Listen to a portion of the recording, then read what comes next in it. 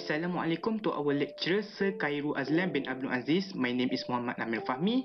I'm from Group DAs and we are going to present our group presentation Mathematical Logic and Proving Techniques. So, our group member is consists of 5 people, which is me, Amir, my friends Hasif, Fikri, Najmi and Shahmi.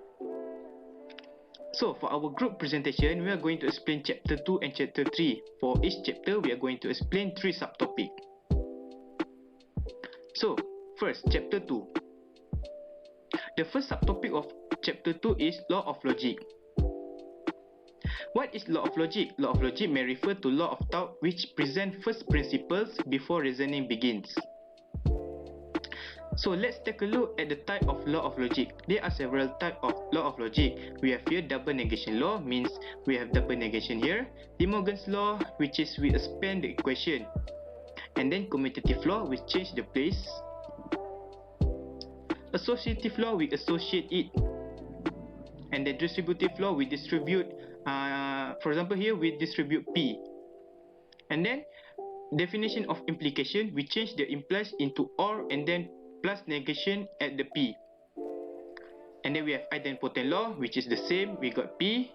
And inverse law is P or negation P. And we got tautology. And the opposite one, we got F naught. And then definition of biconditional, same as implication, we change it. Identity law, for example, we have P of F, we got P, and T, we got P. Domination law and absorption law. Absorption law is we absorb it as long as the sign is different. So let's do some example. Example 1. Simplify the following expression. P biconditional with Q and P implies Q or Q. The first thing we can do, we can change it using definition of biconditional. Then we can use commutative law to change the place between P implies Q and Q implies P. And then what we can do next, we can associate it using associative law because the sign here is the same, which is N.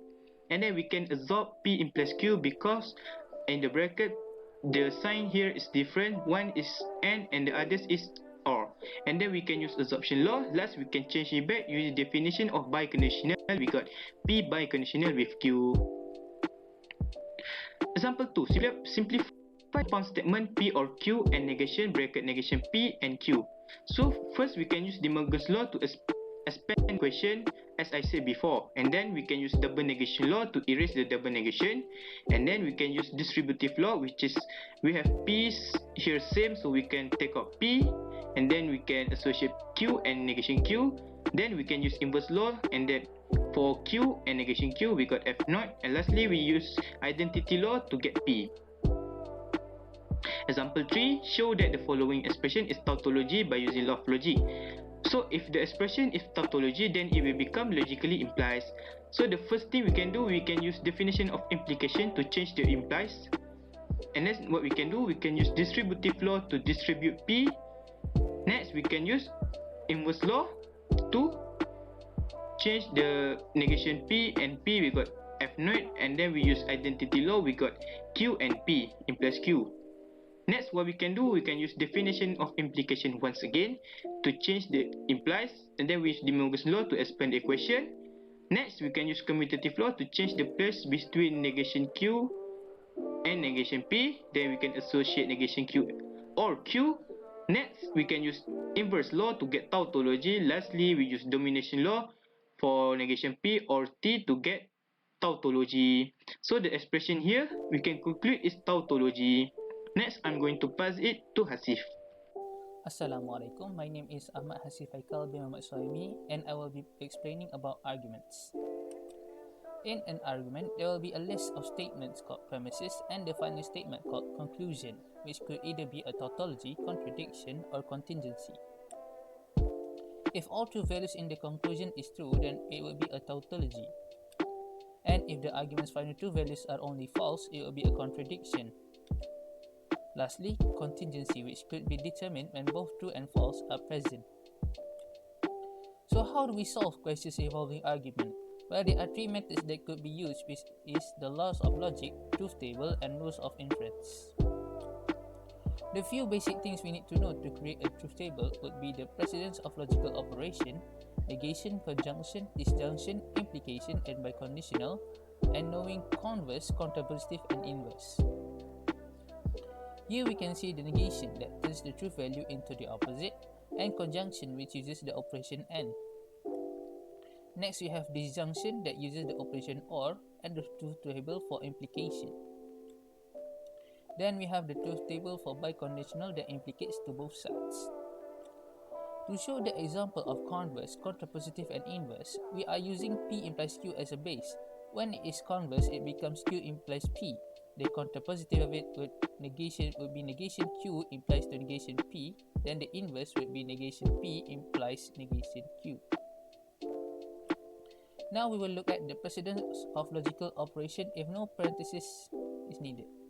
Negation is first, second be and, third is or, implies is fourth, and biconditional is fifth. Let's look at the rules of inference. First of all, we have modus ponens, law of syllogism, modus tollens, rule of disjunctive syllogism, rule of conjunctive simplification, rule of disjunctive amplification, rule of contradiction, rules of resolution, rule of conjunction, rules of constructive dilemmas, and rules for proof by cases. Let's go through some examples. We will be answering all the questions using all methods. For the first truth table, we need to find the truth values for P, Q, and R, then find P or Q and negation P or R. After that, Q or R. Finally, combine all truth values, then we will get a tautology.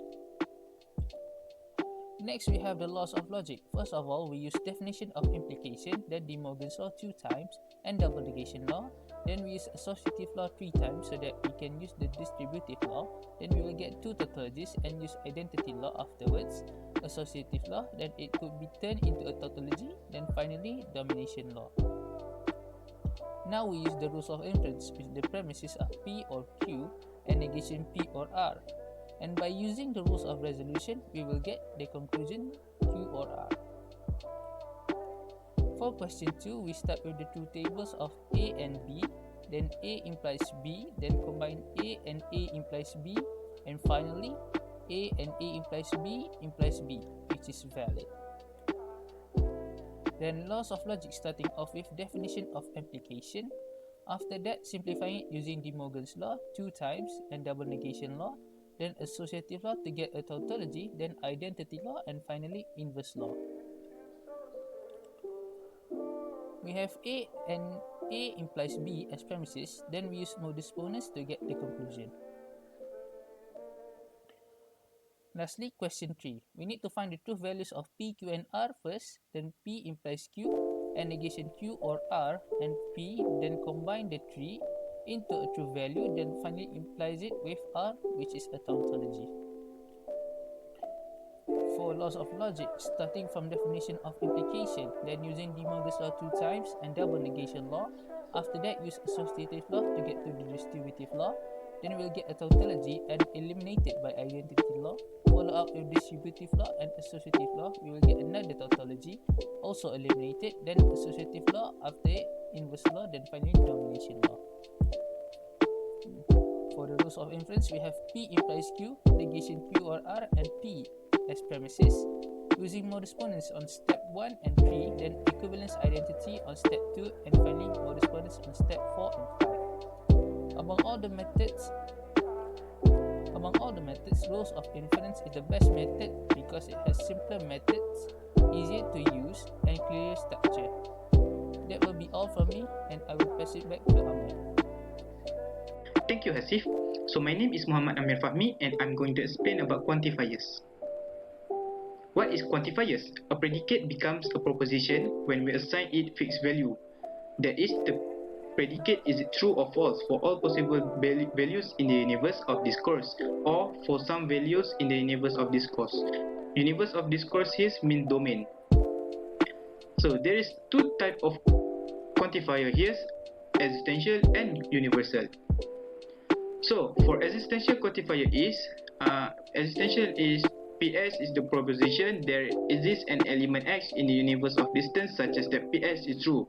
The notation here is the first one is quantifier followed by s which is domain, and Px here is something happen. If the general domain was given, we must declare one open statement and must put a logical connective n.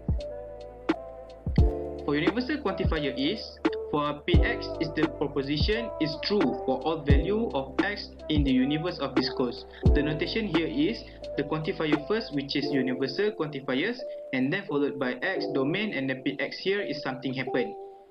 So if the general domain was given, we must declare one open statement and then must put a logical connective implies. How to know the type of quantifiers? There is certain word that can indicate the existential quantifier. For example, for some, for at least one, there exists n. And for universal quantifier, we have for each, for any, or for all, or every. So before we proceed to example, we must know what is simple and compound statement. Simple statement is consists only one statement that cannot be broken down into simple form or either true or false but cannot be both. Compound statement is primitive statement combined using connective to form a compound statement. Logical connective we have here is and, or, implies by conditional and negation. Let's do some example. Example 1. Translate the following into logical expression. Fx is a sly fox, xx, and tx. Universe is all animals. So for A, everything is a fox. So we can see here everything means universal quantifier. So everything is a fox. So quantifiers universe, x, domain, and fx, which is something happen, is a fox. So all foxes are sly. So all foxes are sly, which is here is a general domain, so we must put the implies here. So if any fox is sly, then it is not trustworthy. We can do it for two quantifier, which is the first one is universal and the second one is existential. These two are the logically equivalent. So example 2, translate the logical expression into English statement and determine if it is true or false. If false, use the negation to find counterexample where appropriate. So for all x subset to z, 2 absolute value of x implies 4x. So for all integer x, if 2 divide x, then 4 divide x, it is 4. Why? For the negation, so the negation is we must negate the expression is, so it will become sum x subset to z, 2 absolute value of x and 4x when x is equal to 2. So for the question 2, sum x subset to r, x is less than negative 2. Is it true? Why? Because there exists a real number s that is less than negative 2 when x is negative 3. So next is, what is nested quantifiers? Nested quantifier is are quantifiers that occur within the scope of the other quantifiers. Basically, it is the mix of two quantifier. Example here, for all x, some y, pxy. So let's do some example. Example 1. Let Lxy be the statement x love y where the domain for both x and y consists of all people in the world. Use quantifier to express each of the statement. So the first one is everybody loves Jerry. So everybody here means universal. So universal. So for everybody love x, Lx, Jerry. So second one, everybody loves somebody. So somebody here means is indicate the existential. So for all x, some y, Lxy. Example 2, translate the logical expression into an English statement and determine if it's true or false without presenting formal proof. So for all x, for all y, x times y is equal to y times x. For every real number x and every number y, x times y is equal to y times x. It is true because this is a cumulative property of multiplication. So for the question 2, sum x, sum y, x to the power of 2 plus y to the power of 2 is equal to 1.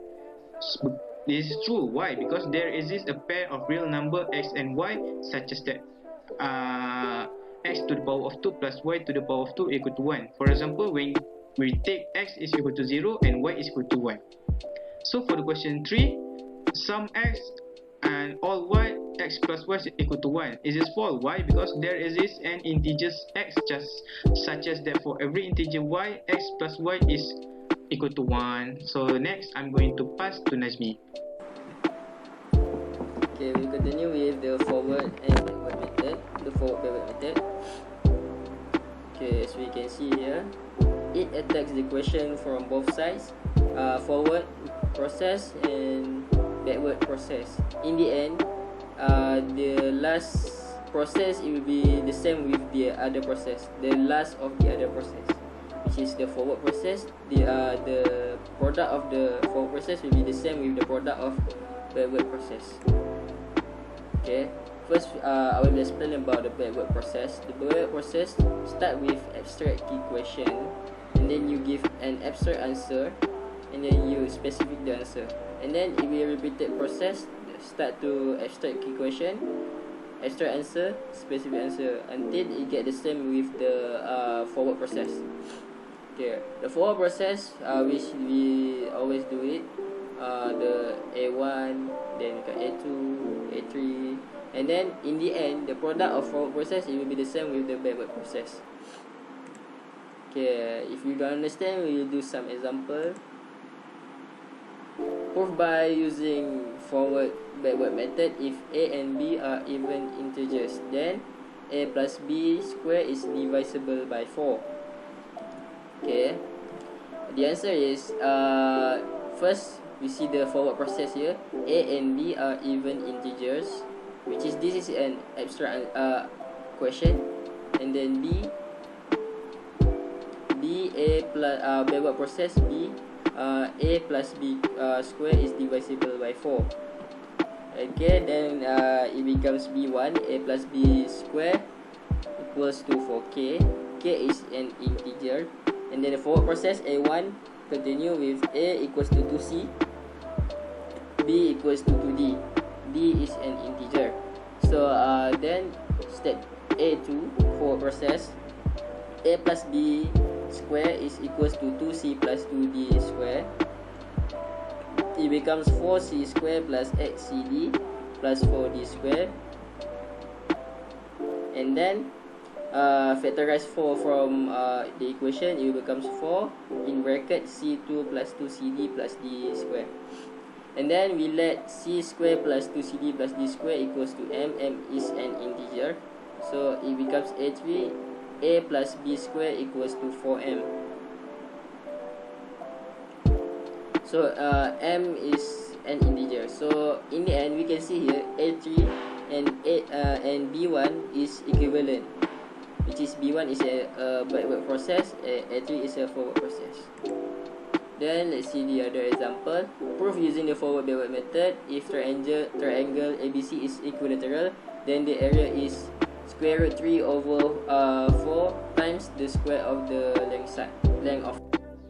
So the answer is A, triangle ABC is equilateral. B, then the area is 3 square root of 3 over 4 times the square of the length of the side.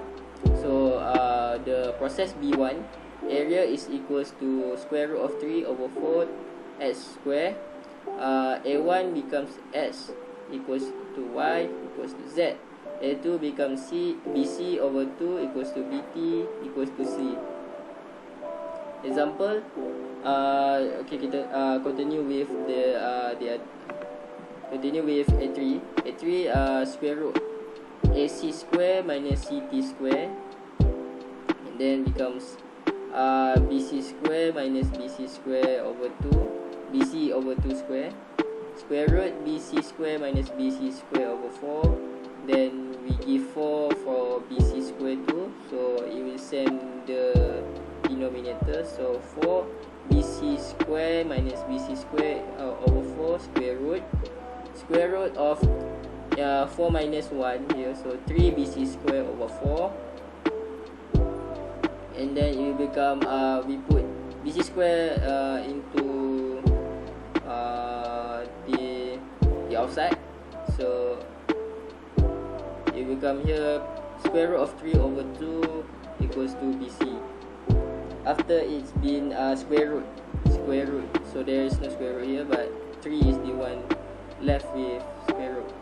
And then F4 equals to 1 over 2 ATBC, 1 over 2 square root of 3 over 2 BC, square root of 3 over 4 BC square, which because BC times BC.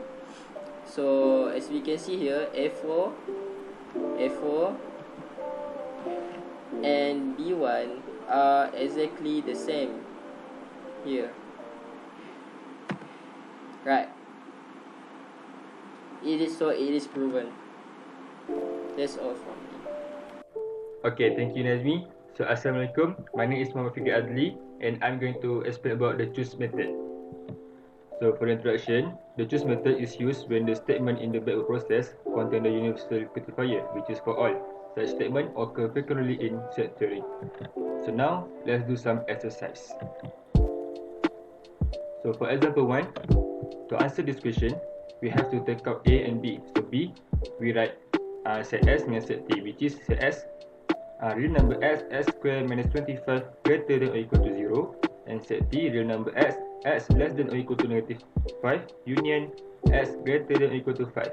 And B, we write as subset to T. So we have to define B. So B1, for all S is element S is element to T. So because there is for all X, so A1 we must start with choose. So choose A element to S. So B2, A element to T. After that, we substitute A into the expression S. So A2, S square minus 25 greater than or equal to 0. And we factorize the expression. We got A plus 5, A minus 5 greater than or equal to 0. After that, we also can write A plus 5 greater than or equal to 0 and A minus 5 greater than or equal to 0. Union, because the question given union. So A plus 5 less than or equal to 0 and A minus 5 less than or equal to 0. So we have to choose the interval that have intersection. So A5, A less than or equal to negative 5, union A greater than or equal to 5. So because this expression same like expression T, so we can write A element to T.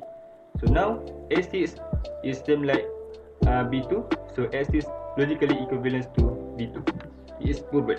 So next example 2. So to answer this question, so we have to take out A and B, which is A, we have set S and set T. B, T subset to S. So we have to define B. So for all X is element to T, X is element to S. So because there is for all X, so A1 we must start with choose. So choose A element to T. So B2, A element to S. So now from A1 we substitute A into the T expression. So A2 we write A in between negative 1 and 1, A element to real number. So we can also write A greater than or equal to negative 1 and A less than or equal to 1. So we move negative 1 and 1 to the left side. So A plus 1 greater than or equal to 0 and A minus 1 less than or equal to 0. So we multiply A plus 1 and A minus 1 less than or equal to 0. So we expand this expression. So we get A square minus 1 less than or equal to 0. And this expression same like expression S. So we can write A element to S. So now A5 same like B2. So A5 is logically equivalent to B2. So it is proven. And now we continue with example 3. So to answer this question, we have to take out A and B. After that, we have to define B. So B1 for all X is element S, Gx greater than or equal to Fx. So because there is for all X, so A1 we must start with choose.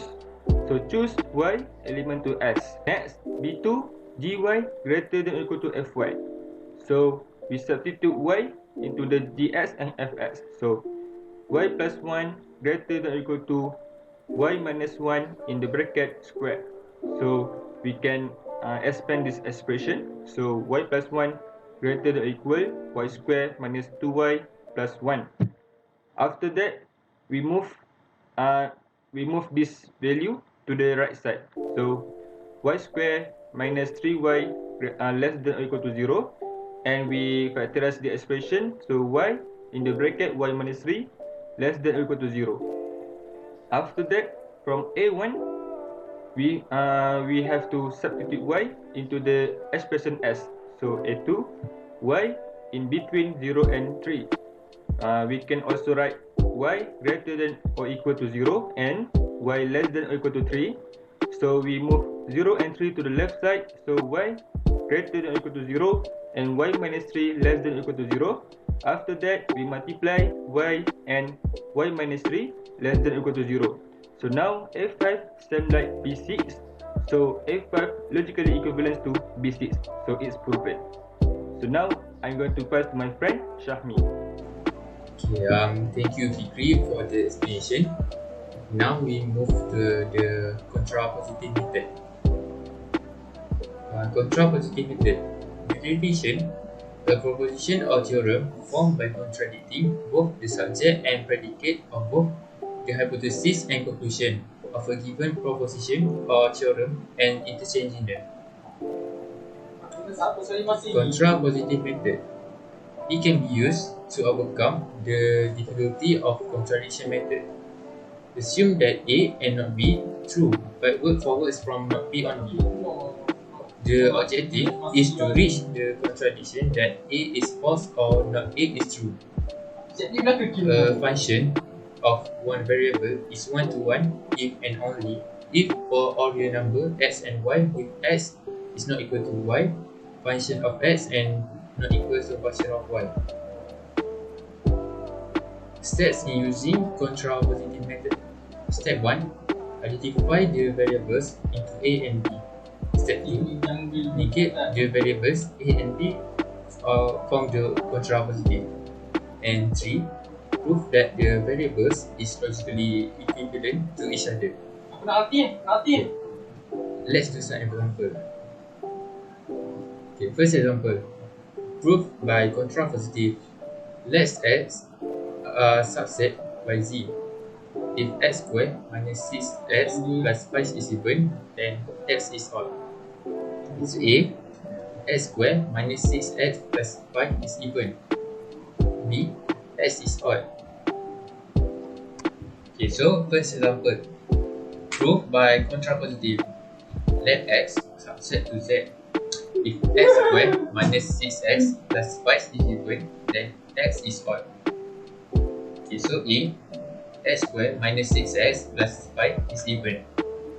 B, x is odd. Okay, so step 1, x is even, which is not B. While the step B1, x squared minus 6x plus 5 is odd, which is not A. Step 2a, s is equal to 2k, which is k is subset to z. Step B2, s squared minus 6s plus 5 is equal to 2a plus 1, while the a is subset to z. Step A3, x squared minus 6x plus 5 plus 2 is in bracket 2k squared minus 6 in bracket 2k plus 5 is equal to 4k squared minus 12k plus 5 is equal to 2 in bracket 2k squared minus 6k plus 2 plus 1. So let B is 2k squared minus 6k plus 2.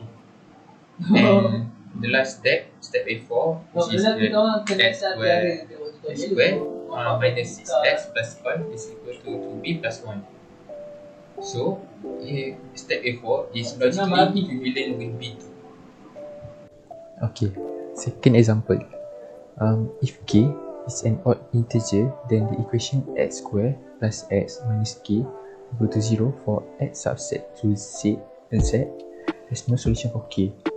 Okay, so first, A, k is odd, and B, x squared plus x minus k equals to 0 for x subset z has no solution for k. Okay, so the first, the step A1, x squared plus x minus k equal to 0 for x subset z has no solution, as a solution for k. which is not B, while step B1, K is even, is not A. Step A2, x squared plus s is equal to K, and then we switch places so that can get the K is equal to x squared plus s. And step A3, K is equal to s in bracket s plus 1. So the last step, which is step A4, K is even. So the conclusion, A4 is logically equivalent with B1. Okay.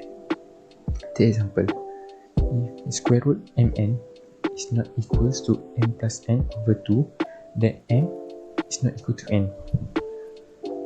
Step A, m and n are positive real number, with square root mn is not equal to m plus n over 2. While step B is m is not equal to n. Step A1, step A1, m is equal to n, which is not B. While the B1, square root mn is equal to m plus n over 2, which is not A. Step A2, square root mn is equal to square root mm and is equal to which is square root m square, which is m. So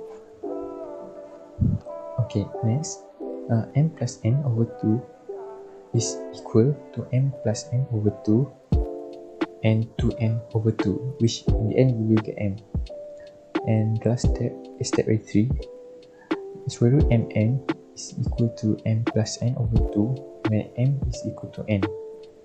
And also in conclusion, A3 is biologically equivalent with B1. Okay, so class conclusion. In conclusion for chapter 2, law of logic, truth table, rule of inference can be used in any question to prove. For chapter 3, there is several types of method that can be used to prove the question. For example, the tree method that we explained earlier. Okay, so this is the reference for our group project. This link and PDF is required for us to complete the slides. Okay, so that's all for us. Thank you.